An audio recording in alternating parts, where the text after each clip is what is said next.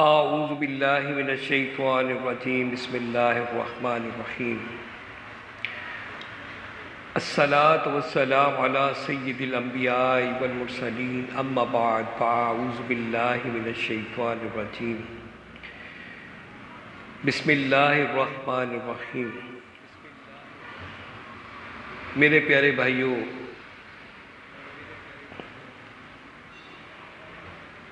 آج میں آپ سے ایک بات شیئر کرنا چاہتا ہوں۔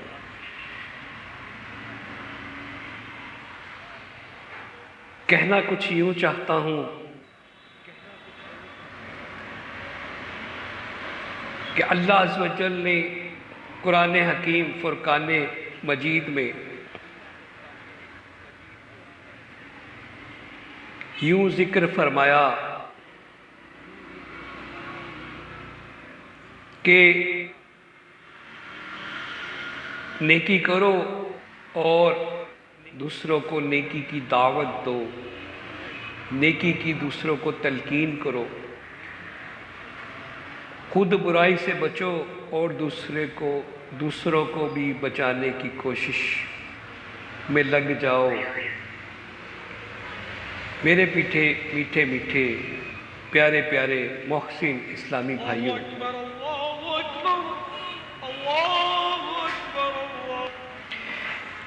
بس اسی بات کو لے کر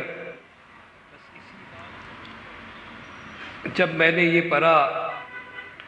تو میرے دل پر چوٹ لگی۔ دل کہنے لگا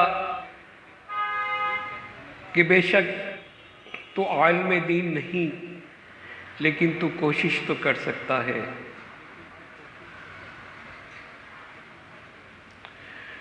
تو پڑھنا تو جانتا ہے، تو لکھنا تو جانتا ہے۔ اللہ عز و جل نے یہ سعادت تو تجھے دی،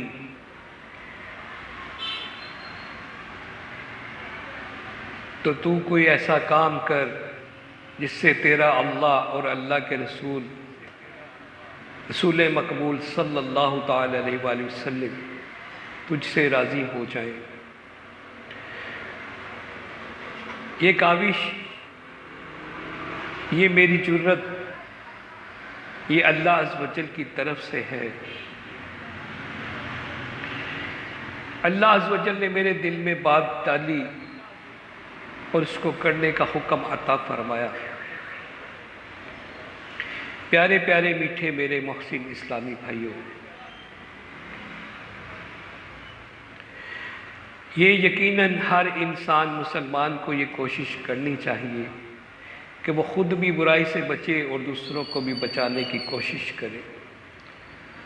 خود بھی نیک اعمال میں جڑ جائے اور دوسروں کو بھی نیکیاں کرنے کی دعوت دیتا رہے۔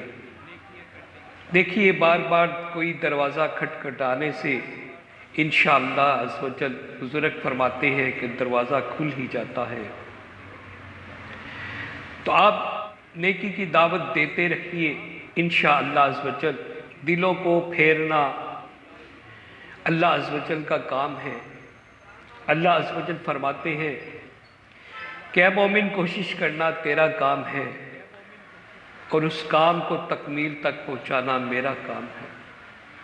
پیارے پیارے میٹھے میرے بھائیوں،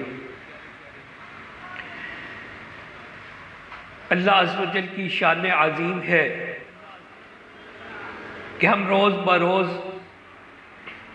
اتنے گناہ کرتے ہیں، اس قدر گناہوں کی دلدل میں ڈوب چکے ہیں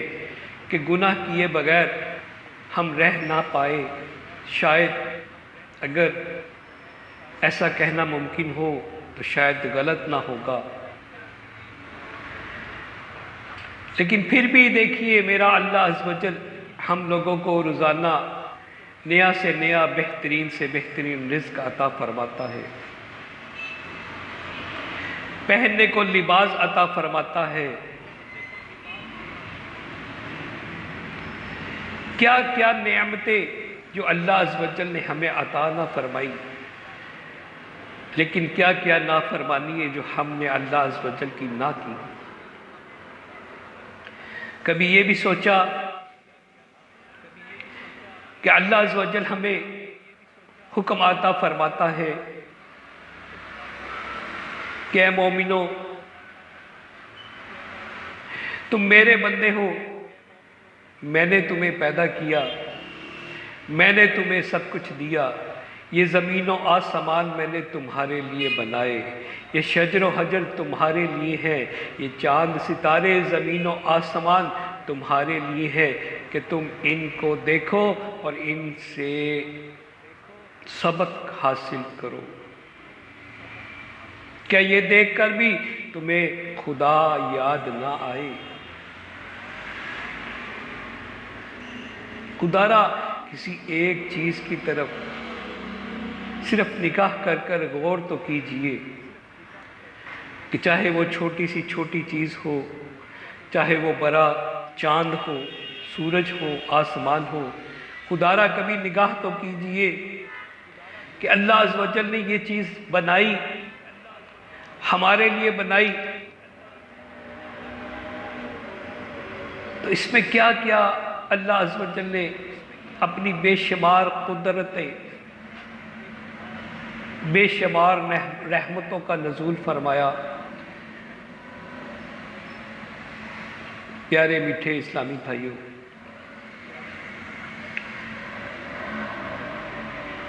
اللہ عز و جل کی راہ سے جڑ جائیے، رسول اللہ صلی اللہ تعالیٰ علیہ وآلہ وسلم کی اطاعت کیجئے۔ جس رسول مقبول صلی اللہ تعالیٰ علیہ وآلہ وسلم نے راتوں کو عبادت میں صرف فقط اپنی امت کو پکارا، اللہ عز و جل سے اپنی امت کی بخشش کی دعا فرماتے رہے، کیا اس محبوب دانہ غیوب صلی اللہ تعالیٰ علیہ وآلہ وسلم کی آنکھوں کی ٹھنڈک ادا نہ کریں گے؟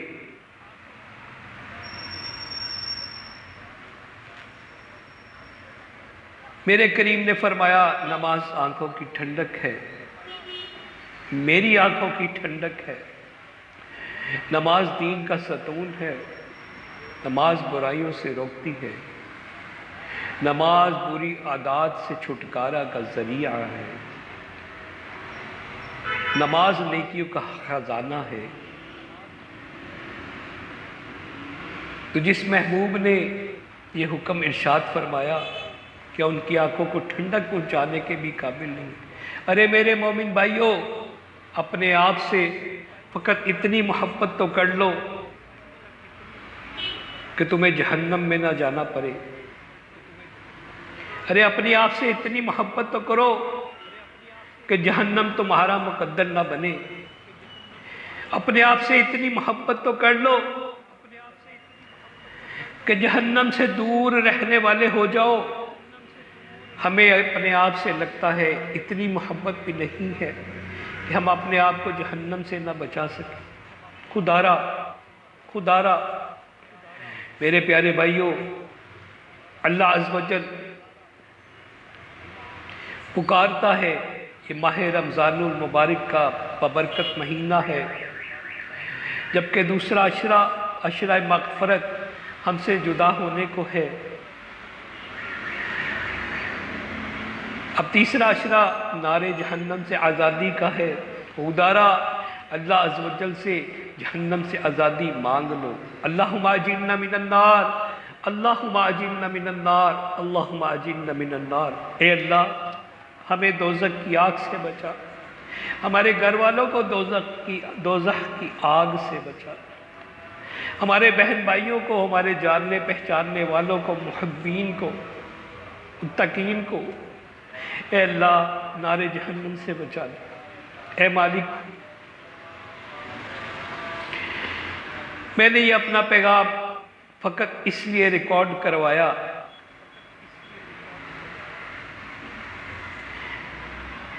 کہ سننے والے جو مجھ سے محبت کرتے ہیں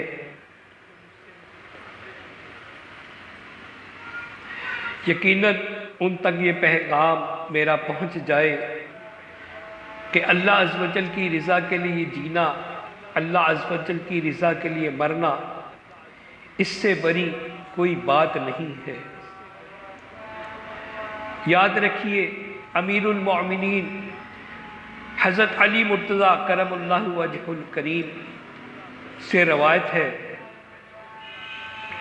کہ حضور نبی کریم صلی اللہ تعالی علیہ وآلہ وسلم نے ارشاد فرمایا،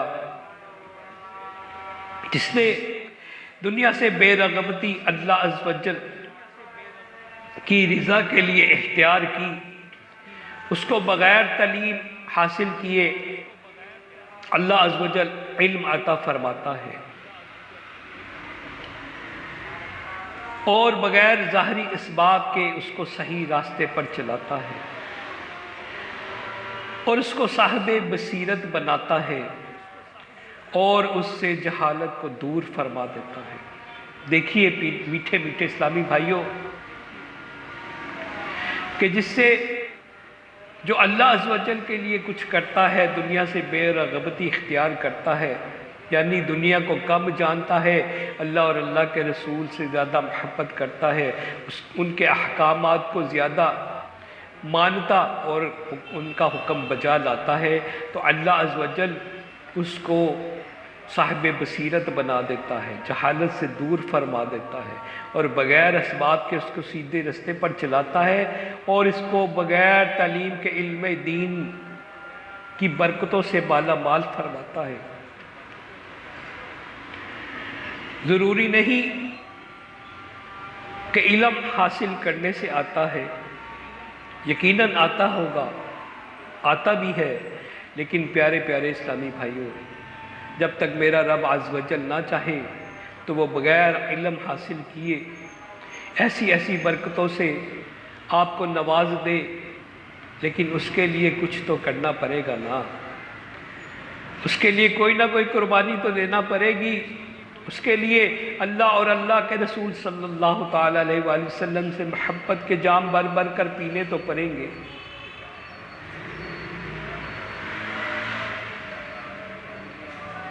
ہم سارا دن کاروبار میں مصروف رہتے ہیں، یہ لاؤ وہ لاؤ، درا در یہ کیا وہ کیا، بعض اوقات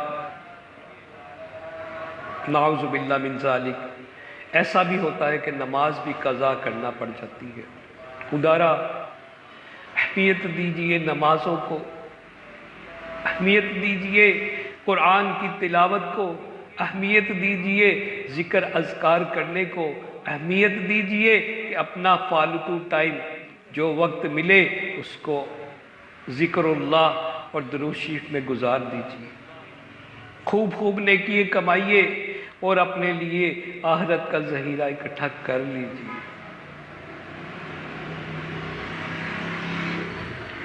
اللہ عز و جل جب تک ہم زندہ ہیں، اللہ عز و جل ہمیں اسلام پر زندہ رکھے، اور ایمان کی حالت میں عافیت کے ساتھ مسجد نبوی میں سرکار دو عالم صلی اللہ تعالی علیہ وآلہ وسلم کے میٹھے میٹھے جلووں میں دوران نماز سجدے کے دوران ہماری روح قبض فرمائے، اور جنت البقیع ہمارا مقدر بنائے، آمین آمین آمین، بجاہ نبی الامین صلی اللہ تعالی علیہ وآلہ وسلم۔ میرا یہ پیغام آپ تک پہنچ گیا، اللہ عز و جل سے دعا ہے اللہ عمل کی توفیق عطا فرمائے۔ وآخر دعوانا الحمد للہ۔